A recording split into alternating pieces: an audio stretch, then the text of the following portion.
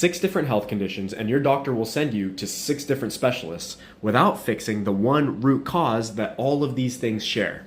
This is a problem. Let's talk about it. Skin tags, dark skin pigmentation, belly fat that won't go away no matter how many calories you count, mood disorders like anxiety, depression, low energy, high blood sugar, high blood pressure.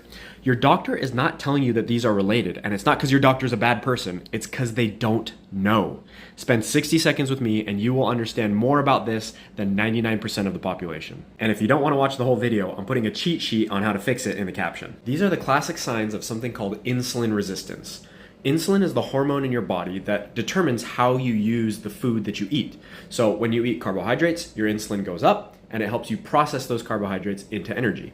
The problem is when your insulin is always high, your body develops a tolerance, a resistance to that insulin, and so it needs even more insulin in order to function properly. So you produce more insulin, you get more of a tolerance to it, and until it gets to the point where your insulin is totally maxed out, you're making as much as you possibly can, and it's still not enough for your body to function properly, and that's called type 2 diabetes. But way before you get to that point, as you're building up this tolerance to insulin, it's this thing called insulin resistance. And because insulin is a hormone, when your insulin gets out of whack, a bunch of other hormones get out of whack, and that's how you end up with all of these problems here. Here's the problem. When you go to the doctor, they start to give you medications to manage all those different conditions. But none of those medications are going to fix the actual problem. There are no medications that are currently approved to treat insulin resistance. The only way that insulin resistance can be fixed is through lifestyle change. The good news is that those lifestyle changes are pretty simple and free to make, and that's what I talk about in the caption.